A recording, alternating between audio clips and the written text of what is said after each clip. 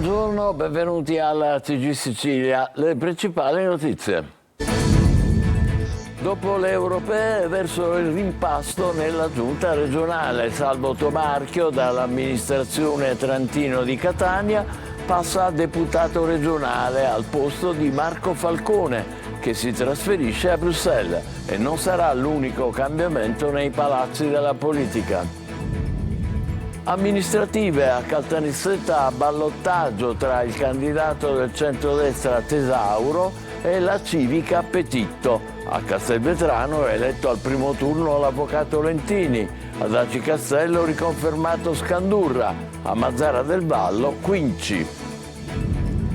Palermo, chiesti 15 anni per Laura Bonafede, la maestra di Campobello di Mazzara, amante di Messina Denaro. Nel pomeriggio attesa la sentenza per Andrea Bonafede, prestanome del boss. Indifferenza per le disabilità a Catania. Mobilità insostenibile per chi si sposta in metro, in carrozzina tra Stesicoro e Nesima. Alcune fermate, Galatea, Italia, Giuffrida, Borgo, addirittura off limits per gli invalidi. Allerta arancione per il rischio incendi a causa delle forti ondate di caldo africano su Palermo e provincia. L'Etna irrequieto, franata la parete sud-est del Monte Pomiciaro sopra Zafferana. Vedrete nelle spettacolari immagini riprese dal drone della Forestale le fasi del crollo in una zona impervia della Valle del Bove. Studenti universitari di tutta Italia nella Valle dei Templi di Agrigento partecipano a una campagna di scavi nel quartiere ellenistico romano.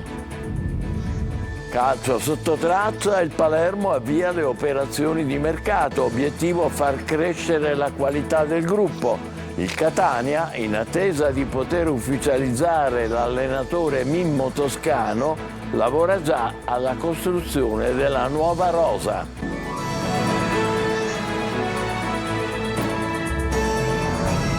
Bentrovati, passata la tornata elettorale si tirano le fila dei risultati e inizia la corsa ai nuovi equilibri. Dietro l'angolo c'è un rimpasto inevitabile nella giunta regionale, anche alla luce di alcuni addii da parte di assessori ormai sulla strada per Bruxelles. Maglio Viola.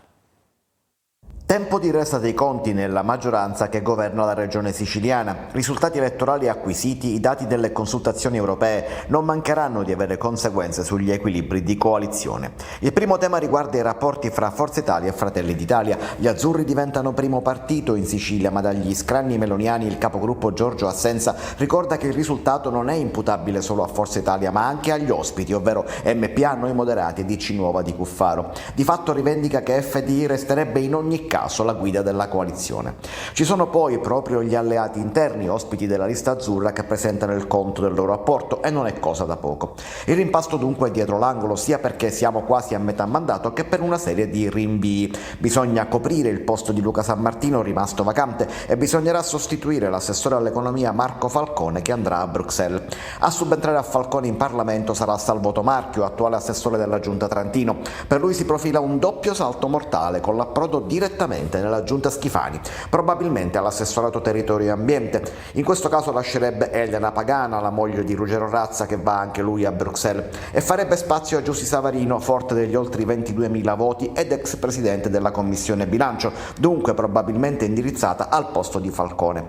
Annalisa Tardino, non rieletta a Bruxelles nella Lega, aspirerebbe al posto di Sammartino. Improbabile invece che si concretizzi la voce che vuole Caterina Chinnici al posto di Giovanna Volo. Quasi certamente Edi Tamaio resterà in Sicilia, facendo scattare il seggio a Bruxelles proprio per lei. Per tutti gli eurodeputati eletti in Sicilia adesso è tempo di festeggiamenti e di riflessioni in attesa dell'insediamento. Sentiamo le voci raccolte da Luca Ciliberti. Nutrita e diversificata la pattuglia degli 8 europarlamentari che arriverà a Bruxelles dal Collegio Isole. Per tutti è tempo di festeggiamenti. Rifletterà sul da farsi con Schifani e con il suo partito mister preferenze Edi Tamaio. Per ora godiamoci questo grandissimo risultato, poi mi siederò col partito per decidere insieme qual è la migliore strategia da fare. Se dovesse rinunciare, lo scorrimento premierà proprio l'uscente Caterina Chinnicci. Chi andrà certamente in Europa sarà Marco Falcone, che dopo una campagna elettorale cominciata praticamente a dicembre, adesso si gode il successo. Avevo il piacere, l'esigenza, ma se vogliamo anche la curiosità di capire se dopo 7 anni di governo quello che avevamo fatto si traducesse anche in dato politico. Nelle fila di Fratelli d'Italia ha funzionato il tandem Ruggero Razza-Giuseppe Milazzo. È stata una campagna elettorale frutto di un lavoro di squadra, guai a pensare che un risultato peraltro importante come quello che abbiamo raggiunto potesse essere raggiunto personalmente. Ed è proprio l'uscente riconfermato a ricordare che le sue scelte e la sua lealtà verso il partito sono state premiate. Ho portato un partito in maggioranza per andare in un partito all'opposizione e fare una lunghissima traversata nel deserto che ha portato alla mia rielezione. Una rielezione che sa di rivincita personale anche per Raffaele Stancanelli, candidato a questo giro con la Lega. Ci sono le persone che si occupano del territorio, rappresentano il territorio e hanno i successi. Signore, così la democrazia funziona così. Il PD arriverà a Bruxelles al momento solo con Peppino Lupo, storico esponente Dem. Ritorna in Europa dopo 30 anni invece Leoluco Orlando con la lista Verdi e Sinistra. Successo personale infine anche per Giuseppe Antoci, eletto nel Movimento 5 Stelle. Tantissime preferenze, tantissime carezze al cuore per una Sicilia che mi ha travolto d'affetto. Ma attenzione, queste tantissime preferenze hanno bisogno della massima attenzione. Per tutti adesso sarà tempo di preparare le valigie. Primo appuntamento in agenda a metà luglio per l'insediamento ufficiale con la plenaria di Strasburgo. In Sicilia, lo sapete, si è votato anche per le amministrative in 37 comuni. Chi ce l'ha fatta al primo turno e chi andrà al ballottaggio. Sfida a 2 a Caltanissetta, unico capoluogo di provincia. Lorena Dolci. Ballottaggio a Caltanissetta per l'elezione del sindaco. A contendersi la poltrona andranno il candidato del centrodestra Walter Tesauro e la candidata civica sostenuta anche dal PD ma senza simbolo Annalisa Petitto. Tesauro di Forza Italia si è attestato sopra il 34%, lontano dunque da quel 40% richiesto dalla legge elettorale siciliana per l'elezione al primo turno. Dopo un'altalena estenuante con il sindaco uscente Roberto Gambino che sperava di ripetere il bis, la Petitto ha fatto il sorpasso con il 30,81%, superando di 3 punti percentuali l'ormai ex primo cittadino, eletto 5 anni fa con i 5 Stelle. Il centrodestra scommette che dopo un sindaco civico e uno grillino, i nisseni non vogliano altri esperimenti. È un dato positivo per Forza Italia come primo partito, ma dobbiamo lottare in questi 15 giorni come coalizione per ottenere il risultato che noi riteniamo di poter tranquillamente raggiungere fra 15 giorni. Un uomo e una donna, gli sfidanti anche a Gela. Al ballottaggio andranno Grazia Cosentino, espressione come tecnico della coalizione di centrodestra, e Terenziano Di Stefano alla guida di un centro-sinistra allargato. Tra i due uno stacco di oltre 100 voti. Fra i 37 comuni chiamati al voto ce l'ha fatta al primo turno l'avvocato Giovanni Lentini, che guiderà Castelvetrano, che cerca faticosamente di togliersi l'etichetta di città del boss Messina Denaro. Riconfermato ad Aci Castello Carmelo Scandurra, sostenuto dal centrodestra, e il sindaco di Mazzara del Vallo Salvatore Quinci. La Procura di Palermo ha chiesto la condanna a 15 anni di carcere per Laura Bonafede, la maestra di Campobello di Mazzara, amante di Messina Denaro. Nel pomeriggio attesa la sentenza per Andrea Bonafede, prestanome del boss. Laura Spanò. La Procura di Palermo ha chiesto la condanna a 15 anni di reclusione per Laura Bonafede, la maestra di Campobello di Mazzara, sentimentalmente legata a Matteo Messina Denaro. La Bonafede, figlia del boss del paese Leonardo, uomo da sempre vicino a Messina Denaro, è accusata di associazione mafiosa. La requisitoria è stata condotta dai PM Piero Padova e Gianluca De Leo. Il processo si svolge con il rito abbreviato. Alla donna, arrestata ad aprile del 2023, inizialmente era stato contestato il reato di favoreggiamento aggravato, modificato nel corso delle indagini in quello di associazione mafiosa. La maestra è cugina di Andrea Bonafede, il geometra che ha prestato l'identità al boss durante l'ultima fase della latitanza, e di altri 2 favoreggiatori del padrino, Emanuele e Andrea, omonimo del geometra, entrambi già condannati. Secondo la Procura di Palermo, Laura Bonafede sarebbe stata un pezzo fondamentale del meccanismo che per 30 anni ha protetto e favorito la latitanza di Messina Denaro. I 2, insieme alla figlia della donna, Martina Gentile, ai domiciliari per favoreggiamento spostamento e procurati in osservanza della pena avrebbero vissuto insieme e si sarebbero comunque sempre frequentati. Intanto è attesa per oggi, al termine delle controrepliche della difesa, la sentenza del GUP di Palermo per il geometra di Campobello Andrea Bonafede, arrestato dal Rosso a gennaio 2023 e accusato di associazione mafiosa per avere prestato la propria identità all'allora latitante. Fu grazie a quei documenti che Messina Denaro riuscì a curarsi nelle strutture sanitarie pubbliche e a carico dello Stato. La sentenza segnerà un altro passo nella lotta contro la fitta rete di fiancheggiatori che negli anni ha sostenuto e protetto il boss. La Corte d'Appello di Catania ha confermato la condanna all'ergastolo per omicidio di Letizia Spatola e Salvatore Blanco, la madre e il patrigno di Evan, il bimbo di 1 anno e mezzo morto a Rosolini 4 anni fa. Confermata dunque la sentenza del 2022 della Corte d'Assise di Siracusa. Secondo l'accusa il bimbo è morto per le lesioni inflitte dall'uomo davanti alla madre, che non è mai intervenuta.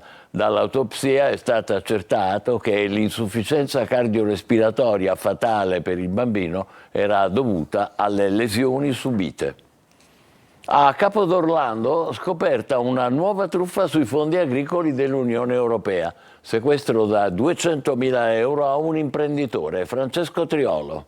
Una frode all'Unione Europea con false attestazioni di possesso di terreni agricoli ha portato oggi al sequestro di beni, tra cui una società agricola per un valore di circa 200.000 euro da parte dei finanziari del Comando Provinciale di Messina. Il provvedimento arriva a conclusione di una complessa indagine coordinata dalla Procura Europea di Palermo, che ha segnalato il responsabile dell'indebita percezione di finanziamenti comunitari.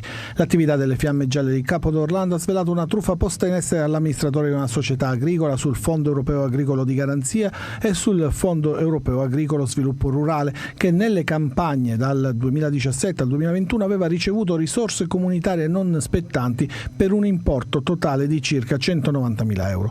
L'amministratore della società agricola, attraverso diversi stratagemmi, aveva indicato nelle domande uniche di pagamento inoltrate all'AGEA terreni di proprietà del demanio della regione siciliana, in realtà mai concessi, terreni di proprietà di soggetti totalmente ignari, oltre a terreni contrattualmente destinati al pascipascolo che normativamente non consente di richiedere contributi. L'amministratore è stato denunciato per il reato di truffa aggravata ai danni dello Stato e la società è stata segnalata per gli aspetti concernenti la responsabilità degli enti per illecito amministrativo dipendente dal reato. Militari della Guardia Costiera di Catania e Siracusa hanno sequestrato 7 tonnellate di tonno rosso privo di idonea documentazione che ne certificasse la tracciabilità. 5 tonnellate erano su un peschereccio intercettato al largo di Portopalo, le altre 2 su un furgone nel Catanese. Mobilità insostenibile a Catania. Vi mostriamo le difficoltà di chi si sposta in carrozzina con la metropolitana, dove alcune fermate sono off limits per i disabili, mentre in altre, come Cibali, è quasi impossibile prendere l'ascensore. Tonino De Mana. Anarchia, sosta selvaggia, barriere architettoniche. Sono almeno 3 a Catania le complicazioni per i diversamente abili, a cui si aggiunge un altro ostacolo, ovvero muoversi in metropolitana. Mobilità insostenibile per chi si sposta in carrozzina, con la tratta poco inclusiva tra Stesicoro e Nesima. In attesa di consegnare le stazioni Fontana e Montepo, lo si vede nel pannello, per i disabili è off limits l'accesso alle stazioni Galatea, Italia, Giuffrida e Borgo. Praticamente sono impossibilitati a raggiungere il centro cittadino. Si parla tanto di mobilità sostenibile, eppure ancora oggi nel 2024 raggiungere il centro della città con la metropolitana per una persona con disabilità è impossibile, in quanto le fermate della metro sono inaccessibili. Tutto ciò è non solo insostenibile ma anche vergognoso. Nella fermata Cibali, questa volta con il logo della carrozzina, non mancano altre difficoltà. In questo caso l'ascensore nel terminal di via Bergamo c'è, ma il pulsante è disabilitato per scendere ai piani sotterranei e manca pure la targhetta per chiedere l'intervento del personale autorizzato. Dopo aver pigiato il pulsantino per l'ascensore non è arrivato, non si azionava. A quel punto abbiamo cercato di trovare un numero qualcosa per poter contattare qualcuno, ma non c'è nessun tipo di riferimento. Per tutti, niente servizi igienici in metro. Che non ci sono qui, ma anche nelle altre sono assenti. E questa è una cosa tutta nostra catanese. Niente metro per raggiungere Borgo o Corsa Italia, per fare un esempio. Bisogna quindi servirsi di strade e marciapiedi, e sono dolori, come nel caso della circonvallazione di Catania, dove pali, aiuole e scalini non permettono il transito e rappresentano un ostacolo difficile da raggirare. Caldo africano, rischio incendi in tutta la Sicilia, soprattutto nel Palermitano, e chi ha subito danni l'anno scorso confessa: abbiamo paura, non è cambiato nulla. Marco Gullà.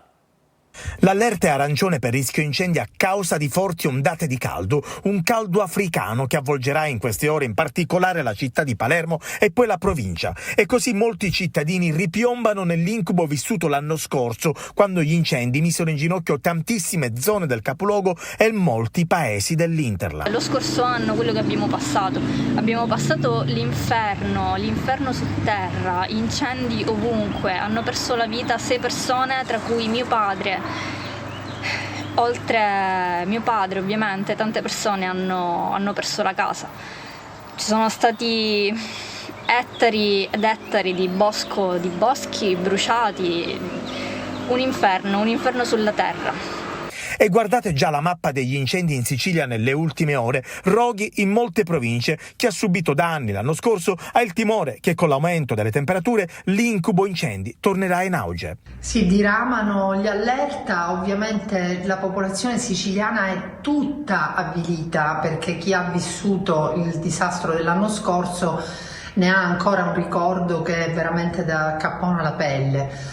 Quindi io do dei consigli: organizzatevi sempre con i vostri vicini, i vostri dirimpettai anche di montagna.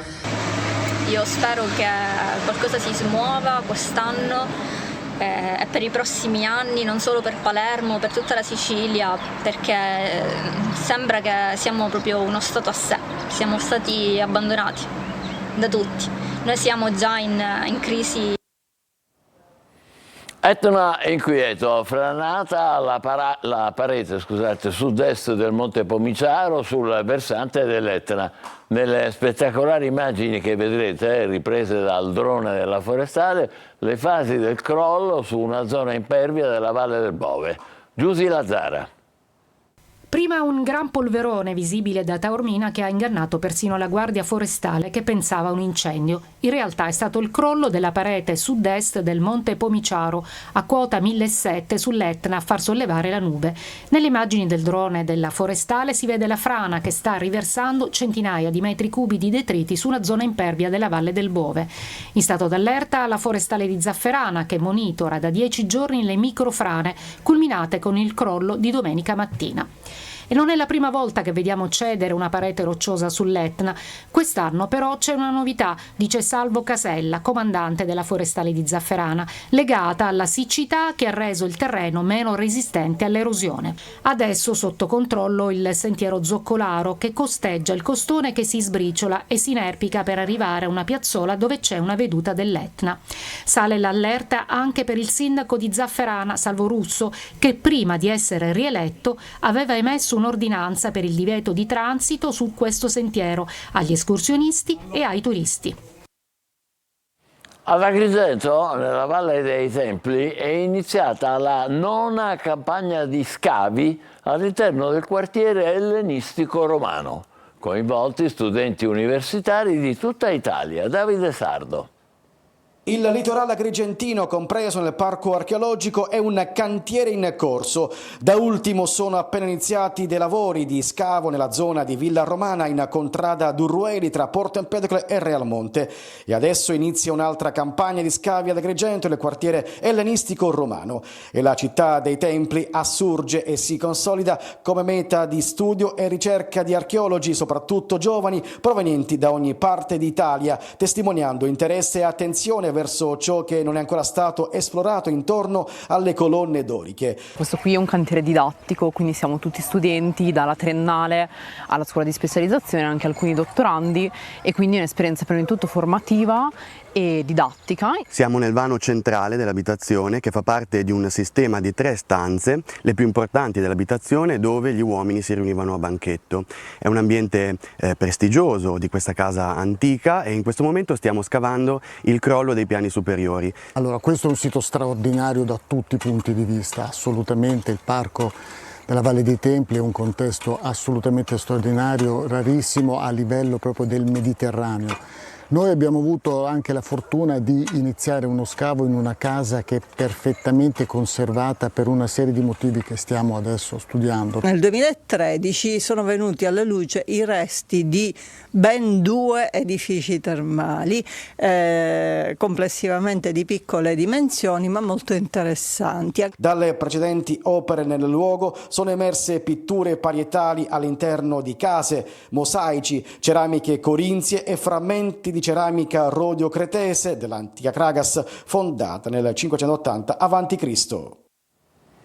Bellissimo il lavoro di tutti questi studenti nella Valle dei Templi, vengono da tutta Italia. Facciamo la nostra pausa, tra poco per il calcio il Palermo in cerca di rinforzi sul mercato e il Catania secondo il nuovo tecnico toscano. State con noi, vi aspettiamo.